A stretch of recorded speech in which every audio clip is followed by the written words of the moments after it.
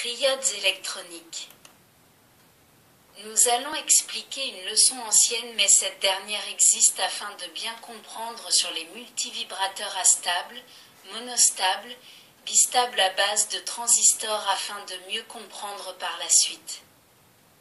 Nous allons traiter pour la première fois dans cette leçon qui sera consacrée à un type de tube électronique, la triode que l'on peut comparer à un robinet car elle permet de faire varier le courant qui la traverse comme un robinet permet de régler l'arrivée d'eau.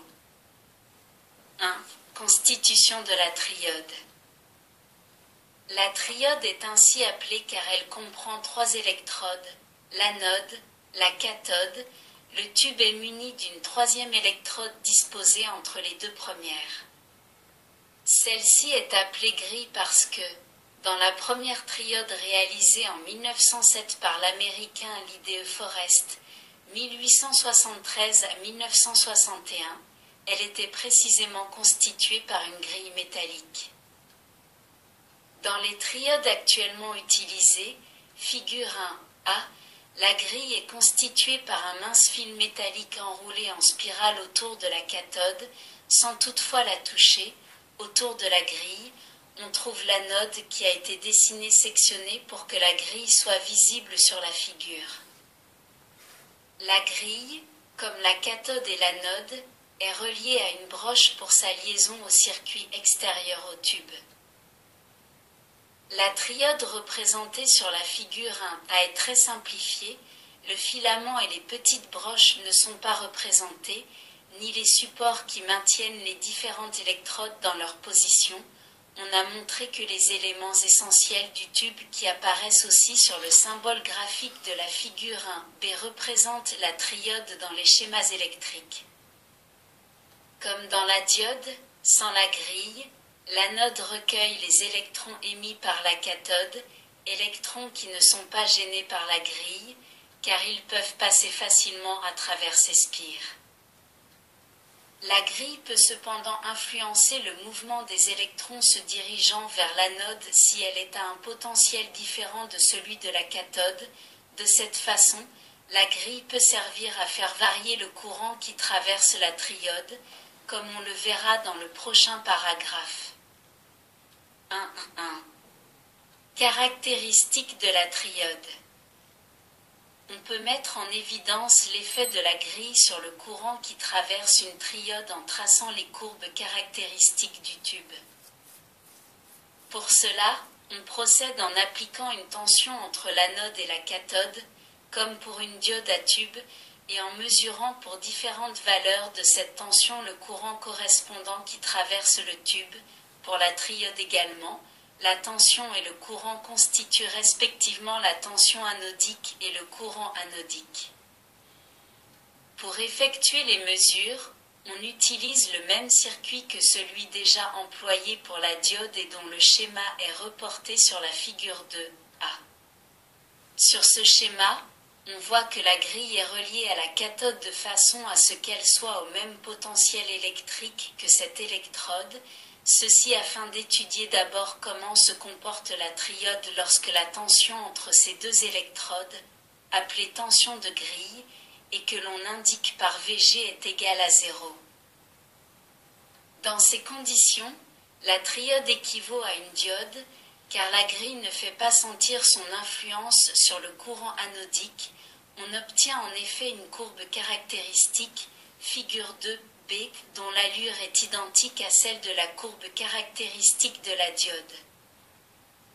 Dans ce cas également, la courbe a été tracée avec un premier trait à ligne pleine pour indiquer les valeurs de la tension et du courant pour lesquelles la dissipation anodique maximum n'est pas dépassée. Pour voir l'effet de la grille sur le courant anodique, il faut porter cette électrode à un potentiel différent de celui de la cathode. On peut obtenir ceci en reliant par exemple une pile entre les 2 électrodes, comme sur la figure 3A.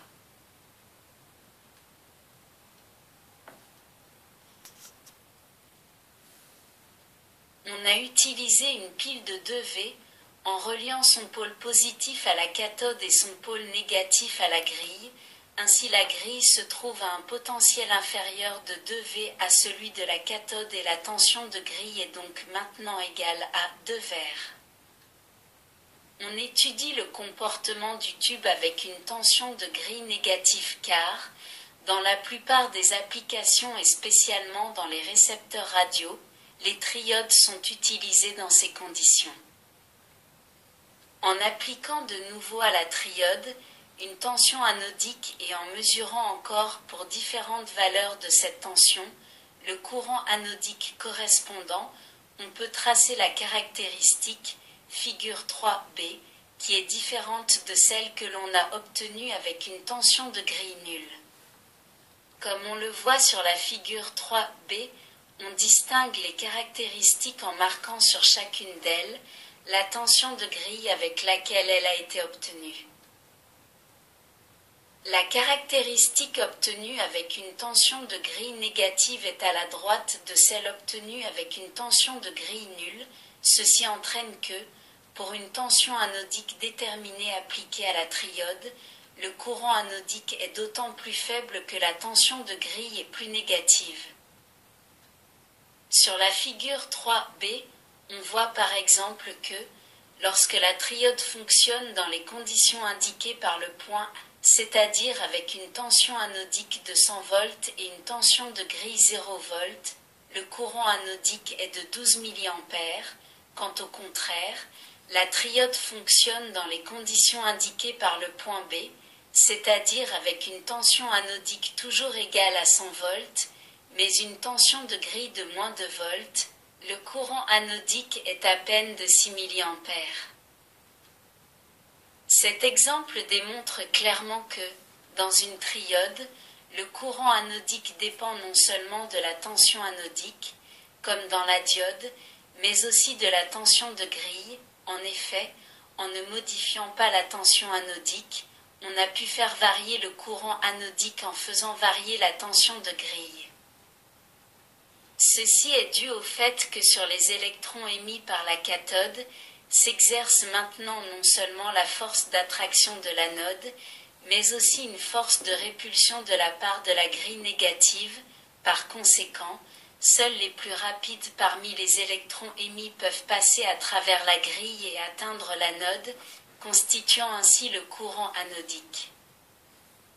En réalité, dans la triode comme dans la diode, il se forme autour de la cathode un nuage d'électrons qui, avec sa charge spatiale négative, concourt avec la grille à gêner le passage des électrons vers l'anode. Il faut pourtant noter que, tandis qu'il n'est pas possible de contrôler l'action de répulsion que le nuage électronique exerce sur les électrons, ceci est possible pour la grille, car il suffit de faire varier sa tension. Les deux caractéristiques de la figure 3b font ressortir un fait beaucoup plus important. Comme on l'a vu, on peut réduire le courant anodique de 12 mA à 6 mA en portant la tension de grille de 0 V à moins 2 volts et en laissant inchangée la valeur de 100 volts de la tension anodique. On peut réduire de la même façon le courant anodique en faisant varier la tension anodique et en laissant au contraire inchangée la valeur de 0 V de la tension de grille. Dans ce cas, la triode fonctionne dans les conditions indiquées par le point C, auquel correspond justement un courant anodique de 6 mA et une tension de grille de 0 V. Sur la figure 3b, on voit que l'on peut obtenir ceci en réduisant la tension anodique de 100 volts à 60 volts.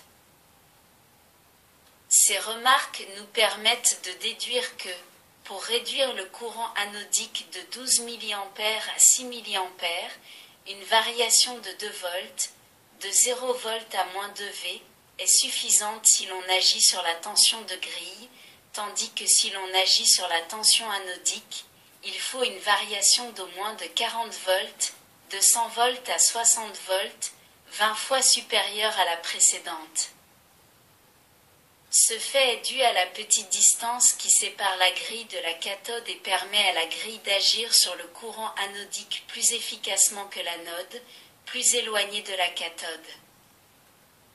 On peut donc conclure que la grille d'une triode est apte à contrôler le courant anodique au moyen des variations de sa tension. Il faut aussi noter que le contrôle du courant anodique par la grille se produit sans dépense d'énergie. En effet, puisque la grille est généralement négative par rapport à la cathode, aucun électron ne peut se porter sur elle et donner lieu à un courant dans le circuit extérieur. La pile de 2 volts, qui, sur la figure 3, est reliée entre la grille et la cathode, ne débite donc aucun courant et ne fournit pas d'énergie au circuit. Pour pouvoir faire varier le courant anodique entre des limites assez larges, la tension de grille est portée à des valeurs inférieures à moins de volts. Pour connaître le comportement de la triode dans ces conditions, on trace d'autres caractéristiques, par exemple, pour les tensions de grille de moins 4 volts, de moins 6 volts, etc. Pour disposer de ces différentes tensions, on peut adopter le système utilisé pour la tension anodique, en reliant un potentiomètre à la pile qui fournit la tension de grille, comme on le voit sur la figure 4a, le curseur du potentiomètre se déplace jusqu'à ce que l'on obtienne la tension voulue, dont on lit la valeur sur le voltmètre relié entre la cathode et la grille. Les caractéristiques obtenues pour les différentes valeurs de la tension de grille sont reportées sur le diagramme de la figure 4b, qui permet de voir que chaque caractéristique est d'autant plus déplacée vers la droite que la tension de grille avec laquelle elle a été obtenue est plus négative. La ligne en traits et points qui traverse les caractéristiques délimite la zone du diagramme, située en dessous d'elle, où la tension et le courant anodique ont des valeurs qui ne permettent pas de dépasser la dissipation anodique maximum. L'ensemble des caractéristiques de la figure 4b constitue une famille de courbes caractéristiques de la triode. Ces caractéristiques sont appelées anodiques car elles indiquent comment varie le courant anodique lorsque la tension anodique varie et que la tension de grille a une valeur déterminée. Puisque la grille sert à contrôler le courant qui traverse la triode, il est intéressant de voir directement comment varie ce courant par suite de la variation de la tension de grille, quand la tension anodique a une certaine valeur déterminée. Pour cela, on détermine la famille des caractéristiques mutuelles de la triode, en utilisant le même circuit que celui de la figure 4a, mais en procédant d'une façon différente. Dans ce cas, en effet, on laisse inchanger la tension anodique à une valeur déterminée, par exemple de 100 volts, et on applique à la grille une tension négative en mesurant pour différentes valeurs de cette tension le courant anodique correspondant, en reportant sur le diagramme les valeurs de la tension de grille et du courant anodique. On peut tracer la caractéristique mutuelle relative à la tension anodique de 100 volts. On augmente ensuite la tension anodique en la portant, par exemple, à 170 volts et on applique de nouveau à la grille une tension négative en mesurant encore pour différentes valeurs de celle-ci le courant anodique correspondant. On peut ainsi tracer une seconde caractéristique mutuelle relative à la tension anodique de 170 volts. Sur le diagramme de la figure 5, sont reportées 4 caractéristiques de la triode étudiée jusqu'à maintenant. Ces caractéristiques ont été obtenues pour les valeurs de la tension anodique le plus souvent utilisées, valeurs qui ont été indiquées sur chacune d'elles. Les valeurs du courant anodique sont encore reportées sur l'axe vertical comme dans le cas des caractéristiques anodiques, tandis que sur l'axe horizontal sont maintenant reportées les valeurs de la tension de grille. Puisque ces valeurs sont négatives, l'axe a été tracé à la gauche de l'axe vertical. Étudions maintenant, par exemple, la caractéristique mutuelle relative à la tension anodique de 100 volts et on note que cette caractéristique rencontre l'axe horizontal au point A, en regard duquel est indiquée la valeur de moins 8 volts de la tension de grille. Quand la triode se trouve dans les conditions indiquées par le point A, sa tension anodique est donc de 100 volts et sa tension de grille de -8 volts, puisque le point A est situé sur l'axe horizontal, le courant anodique est égal à 0. On voit ainsi que, lorsqu'une tension anodique de 100 volts est appliquée à la triode, le courant ne peut la traverser que si la tension de grille a des valeurs supérieures à -8 volts. Pour cette valeur, le courant ne peut évidemment plus traverser la triode, car la grille est suffisamment négative pour repousser tous les électrons émis par la cathode, en neutralisant l'attraction exercée sur eux par l'anode. Dans ces conditions, on dit que la triode est bloquée. La tension de grille qui réduit à 0 le courant anodique est donc appelée tension de grille de blocage et on l'indique par V, G, C. La tension de blocage, appelée aussi tension de cut-off, est différente selon la tension anodique appliquée à la triode. En effet, en augmentant la tension anodique, on augmente aussi l'attraction que l'anode exerce sur les électrons et par conséquent, la grille doit devenir plus négative pour réussir à neutraliser cette attraction et à empêcher les électrons d'atteindre l'anode. Sur la figure 5, on voit justement que, plus la tension anodique marquée sur chaque caractéristique est grande, plus la tension de grille relative au point où la caractéristique rencontre l'axe horizontal est négative. Les caractéristiques anodiques et mutuelles étudiées sont aussi appelées statiques, car chacune d'elles indique comment varie le courant anodique quand on fait varier une seule des deux tensions dont dépend ce courant, tandis que l'autre tension est maintenue à une valeur constante. On a vu en effet que chaque caractéristique anodique s'obtient pour une tension de grille déterminée, qui reste constante quand la tension anodique et le courant anodique varient, tandis que chaque caractéristique mutuelle s'obtient pour une tension anodique déterminée, qui reste constante quand la tension de grille et le courant anodique varient. Quand la triode fonctionne dans son circuit d'emploi normal, la tension de grille comme la tension anodique varie au contraire simultanément en plus naturellement du courant anodique. Pour connaître le comportement de la triode dans ces conditions de fonctionnement, on utilise une autre caractéristique que nous traiterons quand nous étudierons le circuit d'emploi de la triode. 1.2. Circuit d'emploi de la triode. Sur la figure 6a, on voit le schéma du circuit dans lequel on emploie la triode en utilisant sa propriété de permettre le contrôle du courant anodique au moyen de la tension de grille. Pour bien comprendre le fonctionnement de la triode, il faut distinguer dans ce circuit le circuit de grille et le circuit anodique. Le circuit de grille est dessiné en trait plein sur la figure 6b et l'on peut voir qu'il comprend deux générateurs en série reliés entre la grille et la cathode. Le générateur de tension alternative fournit la tension qui fait varier le courant anodique. Pour éviter que pendant les alternances positives de cette tension la grille devienne positive, on place en série avec ce générateur la batterie de grille BG, reliée de façon à rendre la grille négative par rapport à la cathode.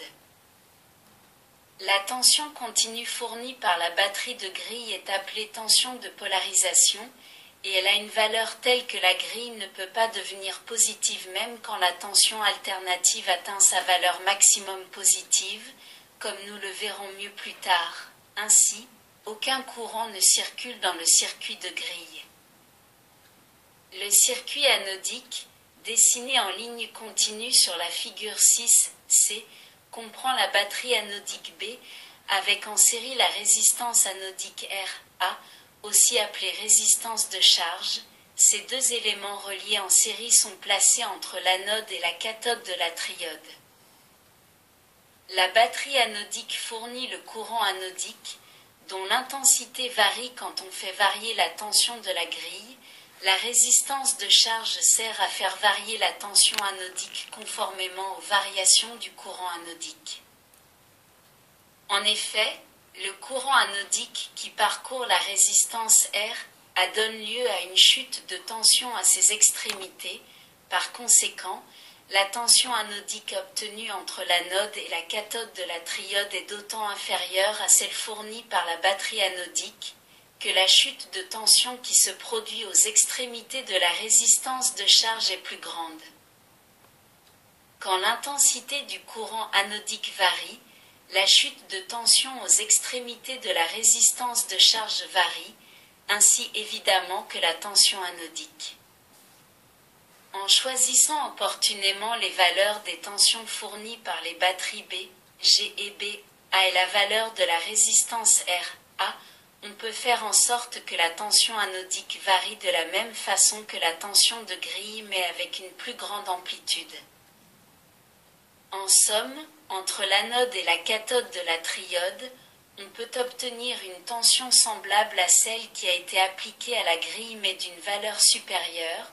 On dit pour cela que la triode donne lieu à une amplification de tension. L'amplification de tension a une importance fondamentale en radiotechnique, car dans les circuits des appareils radio, on a souvent des tensions d'amplitude très réduites qu'il faut amplifier pour pouvoir les utiliser convenablement. Sur la figure 6, on a indiqué par souci de simplicité un générateur de tension alternative, mais dans la pratique, la tension appliquée à la grille sera due à un signal HF obtenu, par exemple, avec une antenne, ou bien à un signal BF obtenu, avec un microphone, entre l'anode et la cathode de la triode. On obtiendra donc un signal HF ou BF avec une amplitude supérieure à celui qui a été appliqué à la grille. Étant donné la grande importance de l'amplification de tension, il faut voir plus en détail comment fonctionne la triode dans cette application typique. Pour cela, étudions d'abord le circuit de la triode quand aucun signal n'est appliqué à la grille et que les tensions continues sont fournies par les batteries B, G et B, A. Dans ce cas, on dit que la triode est en condition de repos, et le schéma de son circuit est représenté sans le générateur de tension alternative, comme on le voit sur la figure 7. Sur cette figure, on a supposé que la tension de polarisation, appelée aussi tension de repos de la grille, que l'on indique par VGO, avait la valeur de moins 4 volts et que la tension V, B fournie par la batterie anodique avait la valeur de 250 volts. Dans le circuit anodique, circule le courant anodique de repos, que l'on indique par I, AO, selon le sens conventionnel. Ce courant part du pôle positif de la batterie B, A, traverse la résistance de charge de 25 kΩ, et donc aussi la triode qui lui est reliée en série, et retourne au pôle négatif de la batterie B, A. Par suite de la chute de tension aux extrémités de la résistance de charge, la tension anodique de repos, que l'on indique par V, AO, est inférieure à la tension V, B fournie par la batterie anodique. Pour déterminer la valeur du courant IAO, on ne peut plus utiliser la loi d'Ohm car la triode, comme la diode à tube, n'obéit pas à cette loi. On adopte donc une méthode graphique, en ayant recours aux caractéristiques anodiques de la triode et en procédant de la façon suivante. On étudie d'abord deux cas extrêmes, c'est-à-dire le cas où la tension anodique VA aurait la même valeur de 250 volts que la tension VB, et le cas où la tension VA aurait la valeur 0. La tension VA aurait la valeur de 250 volts si la triode se trouvait bloquée comme on l'a supposé sur la figure 8A, où l'on a indiqué le courant anodique égal à 0. Dans ce cas, en effet, le courant ne circulant pas, on n'aurait aucune chute de tension aux extrémités de la résistance de charge, et la tension entière VB serait appliquée entre l'anode et la cathode de la triode. La triode serait donc dans les conditions indiquées par le point A de la figure 8-C, auquel correspond un courant anodique IA égale 0 mA et une tension anodique VA égale 250 vers.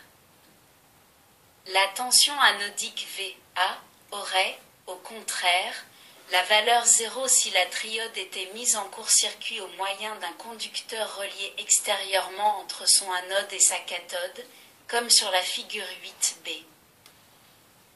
Dans ce cas, la résistance de charge est reliée directement aux extrémités de la batterie BA et l'on peut calculer le courant qui la traverse avec la loi d'Ohm en divisant la tension VB de 250 volts par la valeur de 25 kΩ de la résistance de charge et l'on obtient 250/25 égale 10 mA. La triode se trouverait maintenant dans les conditions indiquées par le point B de la figure 8-C, auquel correspondent justement un courant anodique IA égale 10 mA et une tension anodique VA égale 0 volts.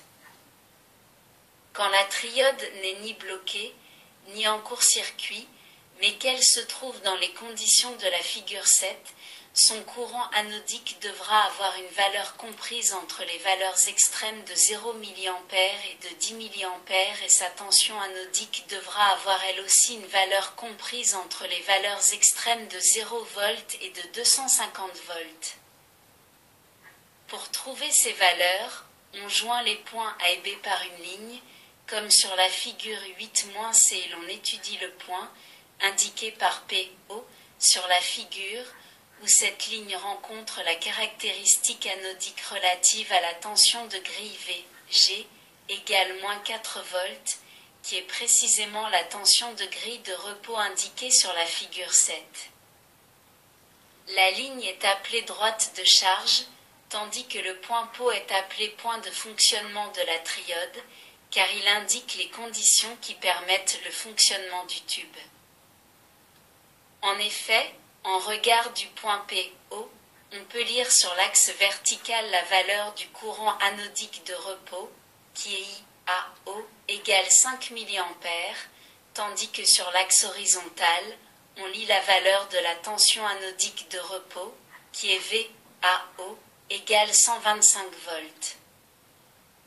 Pour trouver une confirmation de l'exactitude de ces résultats, il suffit d'observer que la chute de tension produite par le courant IAO aux extrémités de la résistance de charge, ajoutée à la tension anodique VAO, doit être égale à la tension VB fournie par la batterie anodique.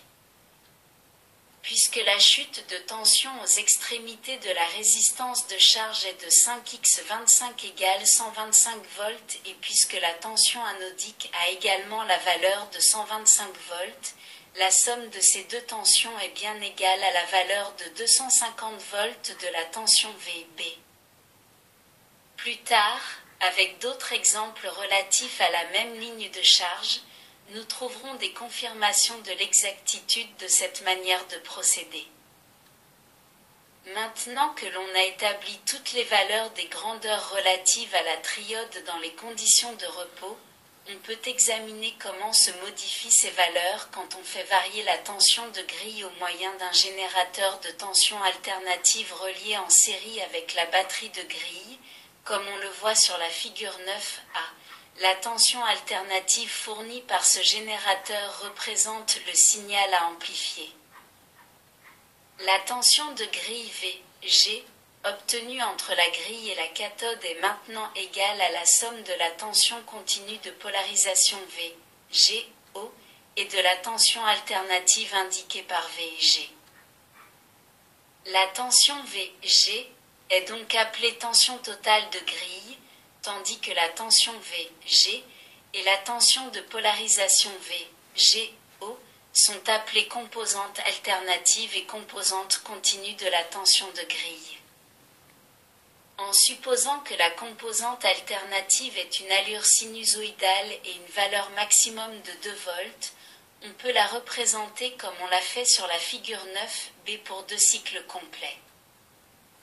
On peut représenter graphiquement la composante continue au moyen d'une ligne parallèle à l'axe horizontal, figure 9, car elle garde constamment la valeur de -4 volts. Puisque cette valeur est négative, la ligne a été tracée sous l'axe horizontal. Pour connaître la valeur que prend la tension de grille V, G, en un instant déterminé, il suffit de faire la somme des valeurs prises en chaque instant par les composantes alternatives et continues. En particulier, à l'instant où la composante alternative atteint la valeur positive maximum de plus de volts, la tension de grille totale est égale à -2 volts. En effet, on peut dire très simplement que les 2 volts positifs de la composante alternative neutralisent 2 des 4 volts négatifs de la composante continue, c'est pour cela qu'à la grille ne sont plus appliqués que 2 volts négatifs.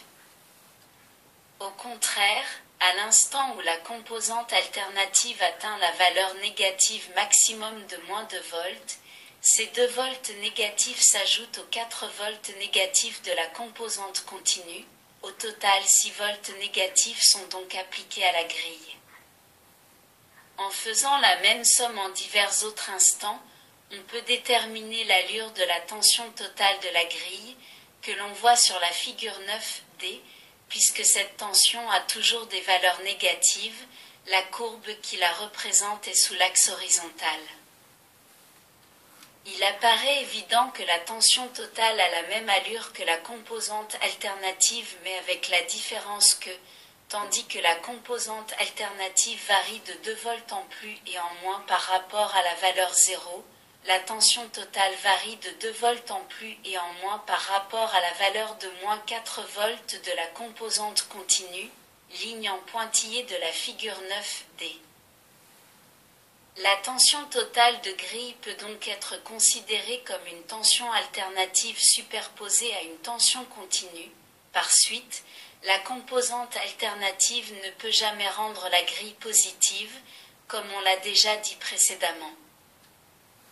À ce propos, il faut observer que la tension de polarisation n'a pas simplement pour rôle d'éviter que la grille ne soit rendue positive par le signal, mais qu'elle sert essentiellement à faire fonctionner la triode dans les conditions voulues. Dans les prochaines leçons, on verra en effet que, en certains cas, la tension de polarisation peut avoir une valeur telle que la grille devienne positive durant le fonctionnement de la triode. Après avoir vu comment varie la tension de grille, on peut étudier ce qui se produit dans le circuit anodique de la triode, en regard des 2 valeurs extrêmes de -2 volts et de -6 volts prises par cette tension.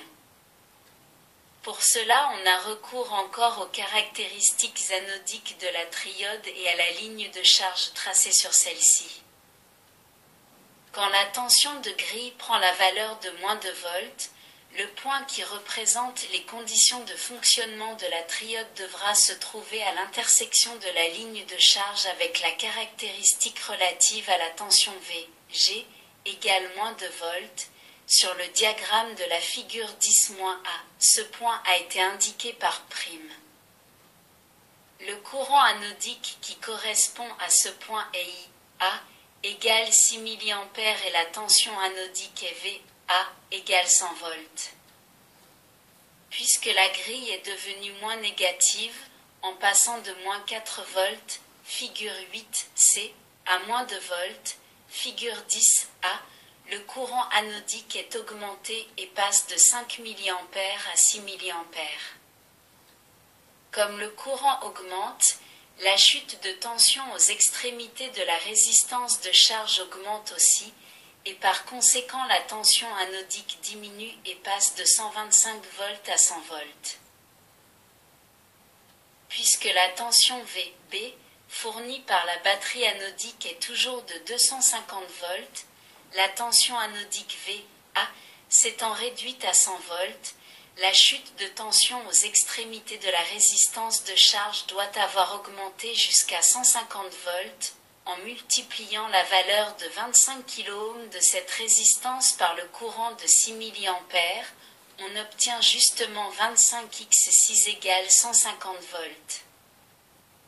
Sur le schéma de la figure 10a, on a reporté les valeurs de toutes les grandeurs qui participent dans ces conditions au fonctionnement de la triode. Pour voir dans quelles conditions fonctionne la triode quand la tension de grille prend la valeur de -6V, on peut se référer à la figure 10b.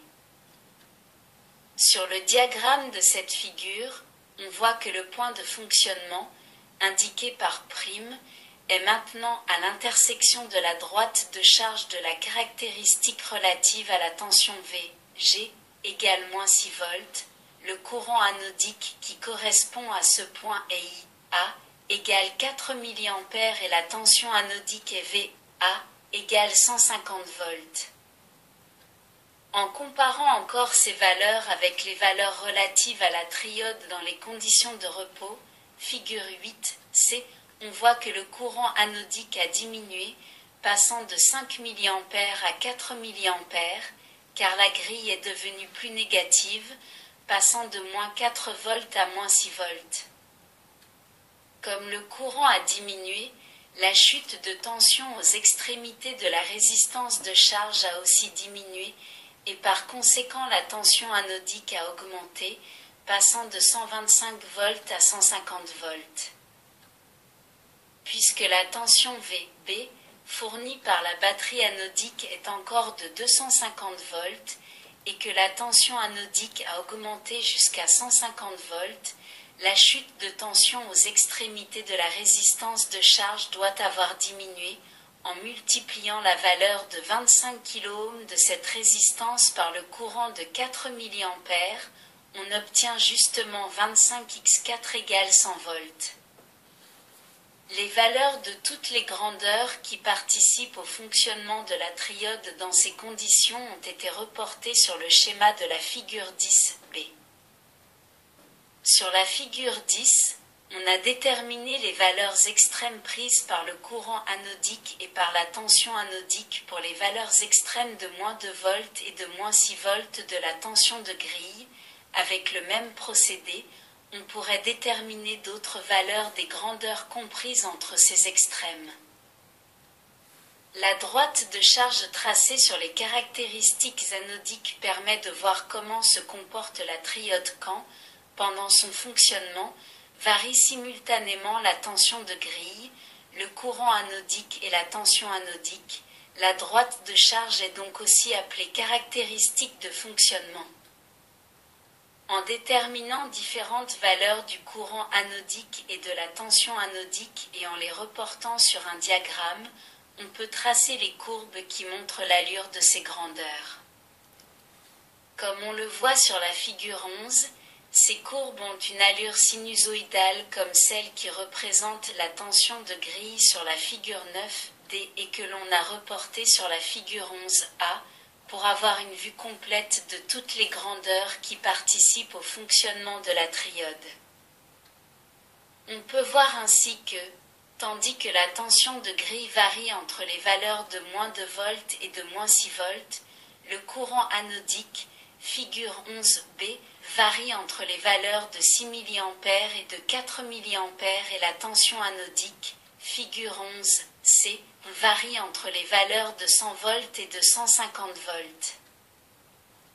Il est important de noter que, de même que la tension de grille totale VG varie de 2 volts en plus et en moins par rapport à la valeur de -4 volts de la tension de grille de repos VGO, de même le courant anodique IA varie aussi de 1 mA en plus et en moins par rapport à la valeur de 5 mA du courant anodique de repos IAO, et de même la tension anodique VA varie de 25 volts en plus et en moins par rapport à la valeur de 125 volts de la tension anodique de repos VA. Par conséquent, maintenant que l'on a considéré la tension de grille totale VG comme étant formée d'une composante alternative VG superposée à une composante continue VGO, on peut considérer aussi le courant anodique QIA comme étant un courant anodique total formé d'une composante alternative IA superposée à une composante continue IAO. De la même façon, on peut considérer la tension anodique comme étant une tension anodique totale VA formée d'une composante alternative VA superposée à une composante continue VAO. Dans le cas de la tension de grille, il est évident que les deux composantes existent réellement, car chacune d'elles est fournie par un générateur inséré dans le circuit de grille. On peut être convaincu de l'existence des deux composantes du courant anodique et de la tension anodique en voyant qu'il est possible de les obtenir séparément.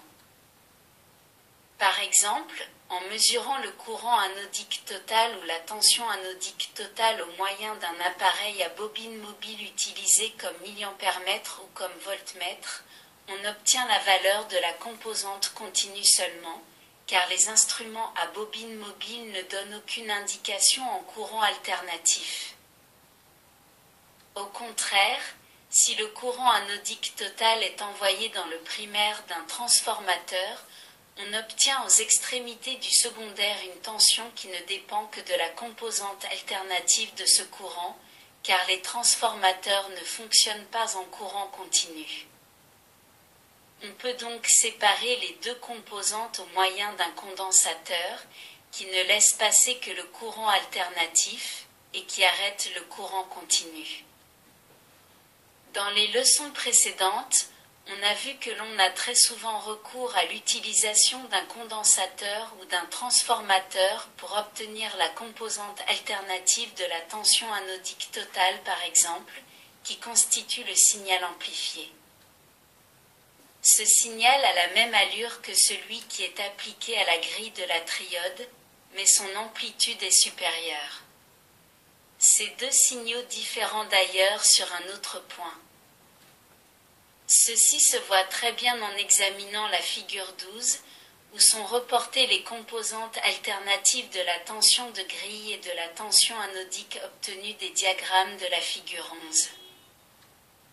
Sur la figure 12, on voit immédiatement qu'aux alternances positives du signal appliqué à la grille, alternances désignées par un trait plus marqué, correspondent les alternances négatives du signal amplifié, alternances désignées elles aussi par un trait plus marqué.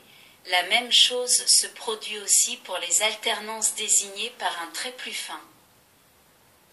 Dans ce cas, on dit que les deux tensions sont en opposition, car quand l'une atteint la valeur maximum positive, l'autre atteint la valeur maximum négative et vice-versa, comme on le voit sur la figure 12.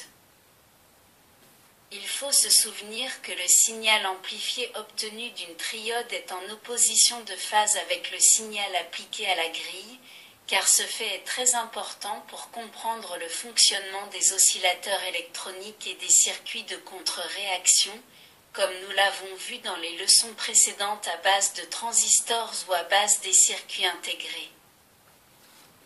Pour savoir de combien est amplifié le signal appliqué à la grille de la triode, il suffit de diviser la valeur maximum de la composante alternative de la tension anodique par la valeur maximum de la composante alternative de la tension de grille. On obtient ainsi le gain de tension, que l'on indique par G. Dans le cas de la figure 12, puisque les valeurs maxima des composantes alternatives de la tension anodique et de la tension de grille sont 25 volts et 2 volts, le gain de tension est G égale 25/2 égale 12,5, ce qui signifie que le signal appliqué à la grille de la triode est amplifié 12,5 fois.